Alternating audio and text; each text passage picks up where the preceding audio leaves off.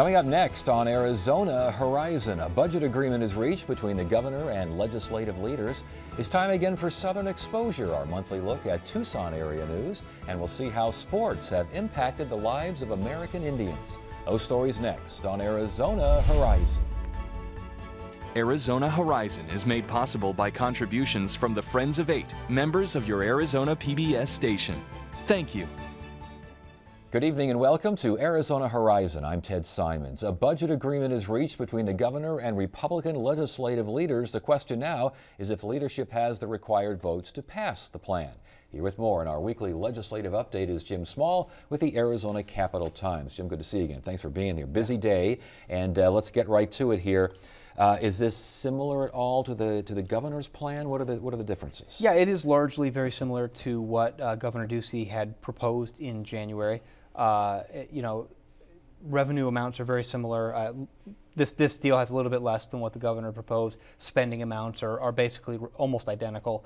There's some differences in where the money goes, kind of how that pizza pie is sliced up a little bit. Much like the governor's budget proposal, this, when it comes to K-12 funding, this really doesn't address the issue that's been going on in the courts in terms of these, this $340 million increase that a trial court has said is required for K-12 funding. That's on appeal right now.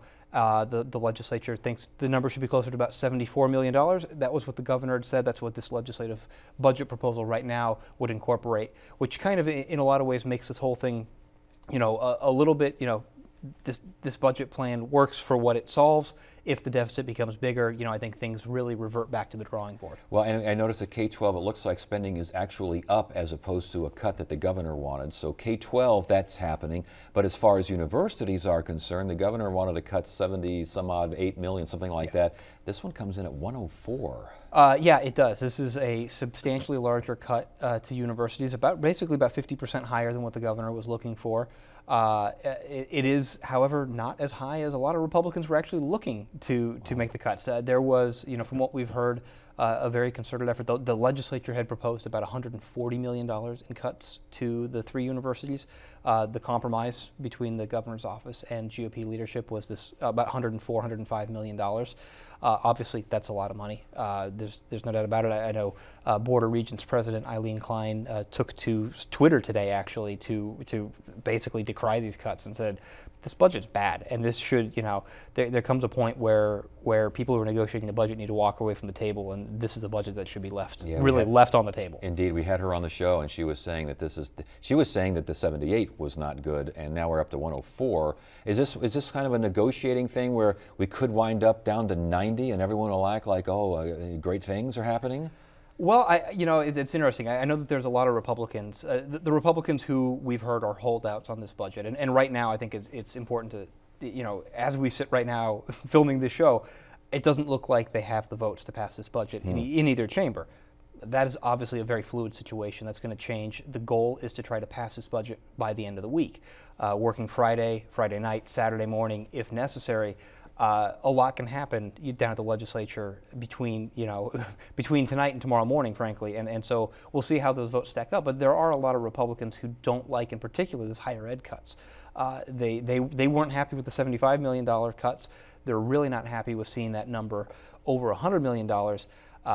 Whether they'd be happy with a lower number, 90 million, or whether they'd be happy maybe going back to the 75 million, I think we have to wait and see. As community colleges in Maricopa, Pima, and Pinal counties cut completely. Ball game for those counties. Yeah, in terms of their state funding, it would be. Yes. Certainly Maricopa County is, and I think Pima County do it to a certain extent, have a pretty large base of property taxes. Pinal County, I think maybe less so, but this would eliminate all state funding. The governor had proposed eliminating half of the state funding that goes to the community colleges and essentially forcing them to more or less, I think, pass that tax on to the property owners in those districts. Pass the difference on to in the form of a tax increase.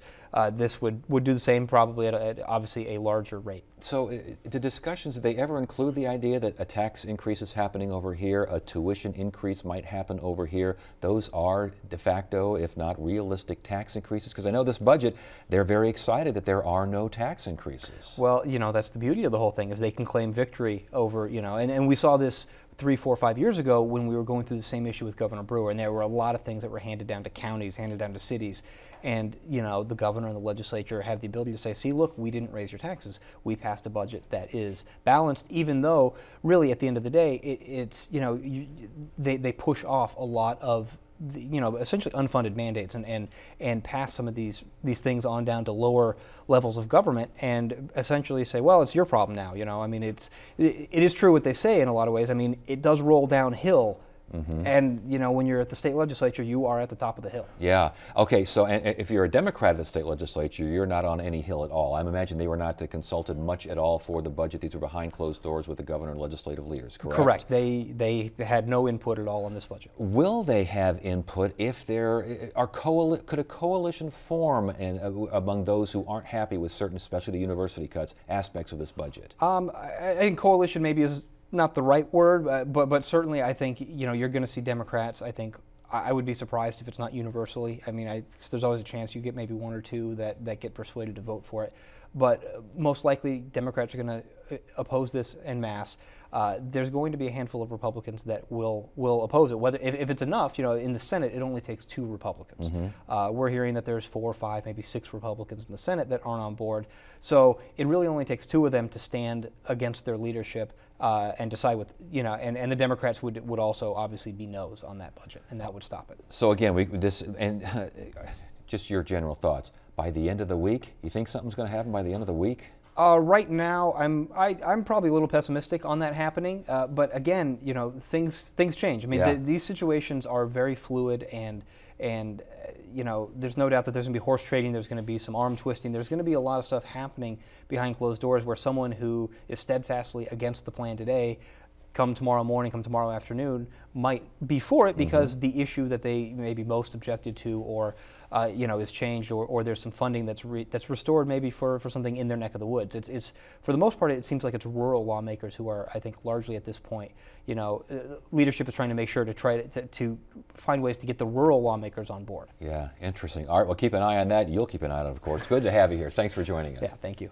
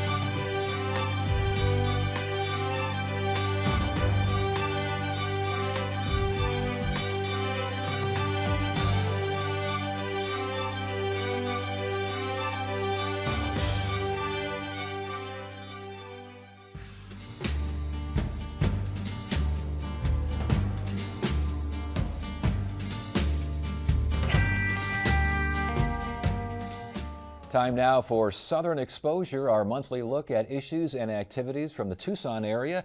And here now with the latest from south of the Gila is Tucson Weekly senior writer Jim Ninsel. Good to see you again. Great to be here. All right, let's get started with what happened this week, actually I think yesterday down there with the Tucson Unified High School District, their Ethnic Studies program, attacked by previous schools chief. Diane Douglas goes down there, doesn't attack quite so much. Not so much. This stems back to when the district had a Mexican-American studies program that was very controversial. It was a lot of critical thinking and asking people to challenge the status quo, and the state legislature interpreted that as sedition and attempting to overthrow the U.S. government. They passed a law to ban the courses. They lose 10% of their funding. The district ended up closing down those courses, but they also have a federal desegregation order, and they have to have some kind of ethnic studies courses. So they reestablished a new set of courses. John Huppenthal came down, took a look around. Apparently there was some rap music in there that he felt was inappropriate, and said, you are out of compliance again on his last day in office. Diane Douglas came down to Tucson, met with our superintendent down there, H.T. Sanchez. They seem to have made some sort of a deal, and she said she's keeping a very close eye on us. But for now, all is good. And the compliance deadline was, again, I think it was either yesterday or today, and you're talking like, what, $50 million in funds, state funds at stake here for non-compliance? A very big chunk of their budget would have been taken out by this. So I don't know what happened to the rap music, but apparently they were able to work things out for now. Yeah. So we will see. As far as Tucson residents are concerned, how are they? I mean, obviously they were not happy with, well, most folks down there. I know a lot of folks have problems down there, even with the Mexican-American studies. But those who are, or think that maybe Huppenthal and Horn were a little heavy-handed, what are they thinking about Douglas? You know, I think the jury's out at this point. Clearly, the fact that she's not pursuing this any further right now makes her a little less of a shadowy figure who's trying to squash what's going on in the district. But you know, I think it's difficult to actually get Diane Douglas to do an interview where she talks about, you know, her thinking on this stuff. So jury's definitely out. All right, we have homeless folks sleeping in downtown Tucson in dream pods. Dream pods, which are these coffin-shaped boxes that this goes back to the Occupy Tucson scenario, where folks had taken over a downtown park and they'd pitched tents and they were living down there, and the city eventually ran them out of there. They said, you can't camp in our parks. That's against the rules. But some of the people who were still there moved onto the sidewalk. It turns out to be a very wide sidewalk, and they were sleeping on the sidewalk. The city said, look, you can't sleep on the sidewalk. You can sleep on the sidewalk, but you can't have more than a blanket and a bottle of water and one other item. And then they sued. They said their rights were being violated, that this was not an encampment, it was a protest against homelessness. Federal court agreed with them. So at that point, they were allowed to have whatever they wanted because of the federal judge's order. So they started moving in these wooden boxes to sleep in. They call them dream pods. They're being made down in Tombstone by a gentleman who is very much in favor of helping the homeless. And now they're pitching up tents on there. City Council is going back to the federal court to try to get the judge to amend that order next week. But they're also, I was at the City Council meeting yesterday, they're reviewing the urban camping legislation or ordinances to try to get some sort of foothold on being able to deal with this, because it's really, I mean, there are dozens of these boxes now lining the sidewalk down there. And now where exactly is this for folks who aren't totally familiar with Tucson? Is it straight downtown, east, west, north? No, it's in the heart of downtown at something called Vente de Agosto Park, which is right next to our convention center. It's basically between the convention center and the city hall and the board of supervisors. So it's in a very high space. Well, one of our supervisors actually was taking his small dog out for a walk one day, small dog Simon, and he said 3 large dogs charged at him that were from the camp. Yeah, huh? from the camp, and he had to rescue Simon, swoop him up into his arms. So he better rescue Simon. My yeah, goodness gracious. Yeah. Is the problem of homelessness, is this dividing the community down there? This particular issue with these particular dream pods? Well, you know, the city of Tucson, no one's going to mistake them as a very conservative group. I mean, they're considered one of the most lib councils in the city, and I think, or in the state, and I think that most people are saying, what on earth are you doing allowing these boxes to be set up in Tucson? I mean, the business community downtown's not happy with it. The convention bureau, they're set up right underneath the convention bureau's windows there, their office. So, no, I think there's a great deal of frustration, and they are working to try to find another place for these folks to go that would be less obtrusive. Sounds like a People's Park in Berkeley in the making, doesn't it? It certainly does. Before you go, the Tucson Festival of Books is coming up, and people think, oh, it's a festival. This is a big deal. It's one of the largest in the nation. It's in its 7th year, and it's just grown so much. We're having performance by the Rock Bottom Remainders, which is Dave Barry's band, and other authors. They all get together and they rehearse and they do a performance, and that's going to kick off the festival on Friday night, a week from now. And then Sunday, we're having Noam Chomsky and John Nichols doing a big thing to close out the festival. And in between, you're going to have hundreds of authors down there talking about you've got politics, you've got novels, you've got all kinds of genres represented.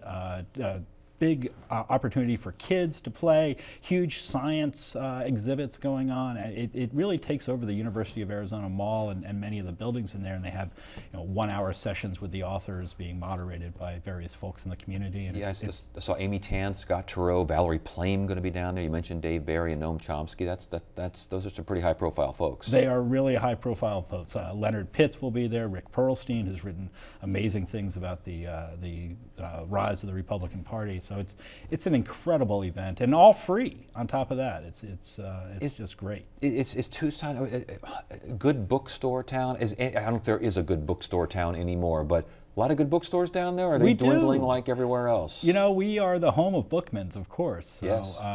But we have a lot of other little tiny used bookstores that are wonderful, and then a few major independent bookstores still alive in Tucson. So it's a very literary community. I mean, people come out of the woodwork for this weekend. So if you're up here in Phoenix and you love books, you might think about a drive down to Tucson. I thought, so Bookman's didn't start in Flagstaff? I thought they started in Flagstaff. They actually started in Sierra Vista, and then moved up to Tucson, and then spread up north from there. Yeah, and Phoenix got the last. I think there are like 2 or 3 of them down here now. I think 2. Maybe I know there's 2 Bookmans in Phoenix. And we have 3 in Tucson still, and they've moved into sporting goods in a 4th.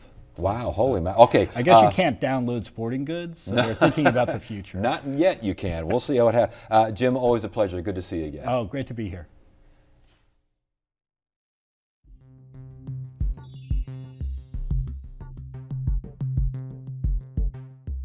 Tonight's edition of Arizona Giving and Leading looks at a new exhibit on the historic and modern role of sports in the lives of American Indians.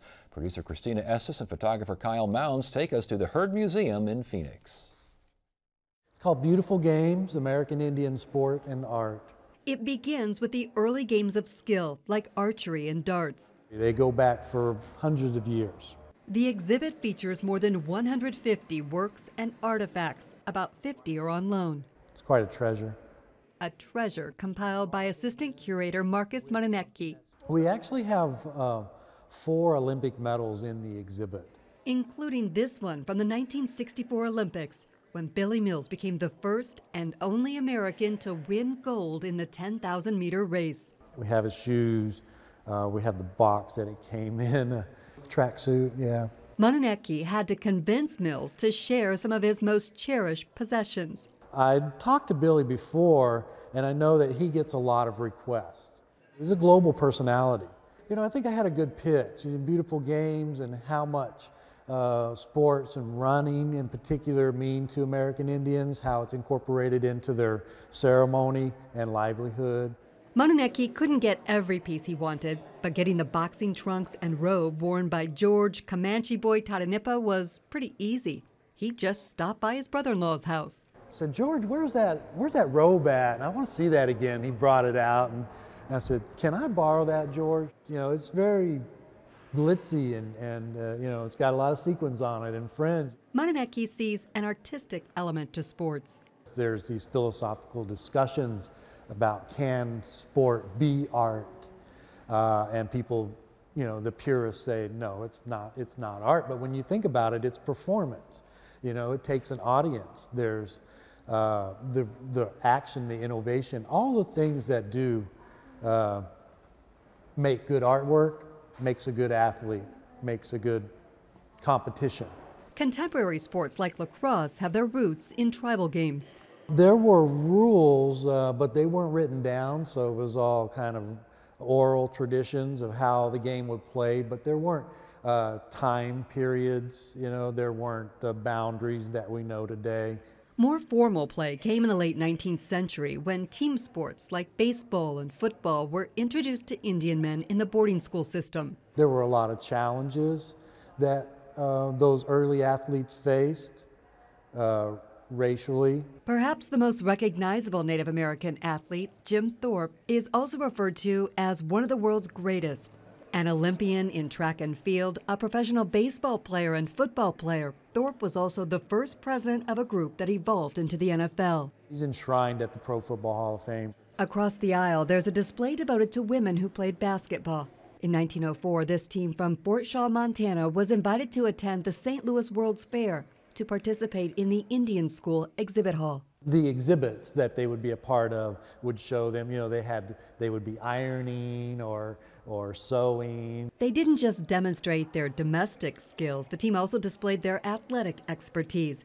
During exhibition games, they defeated every opponent. So you're kind of beating them at their own game. So it meant a lot. So does having the Sun Devils jersey.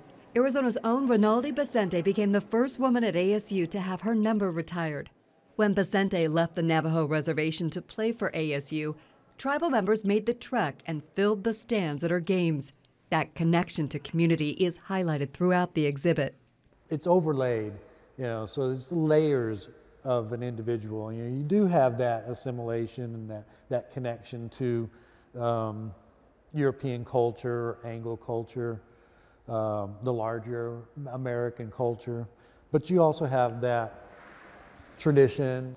The imagery on the shoes is a jingle dress dancer and a woman playing baseball or softball, and so I really took a liking to that. I thought it really showed Indian people living in two worlds, and I think we get a lot of that sometimes. You know, we have a reverence and a commitment to a tradition, but we have to participate in contemporary culture.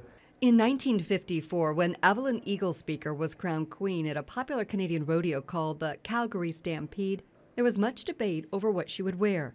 Her mother had made a beaded buckskin dress, while past queens had donned Western attire. Eaglespeaker chose both. The Beautiful Games exhibit runs through November. You can get more information at the museum's website, heard.org. That is it for now. I'm Ted Simons. Thank you so much for joining us. You have a great evening.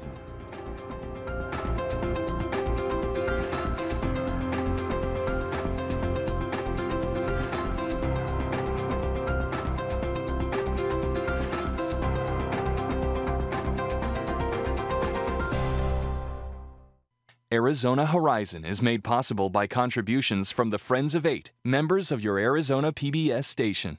Thank you.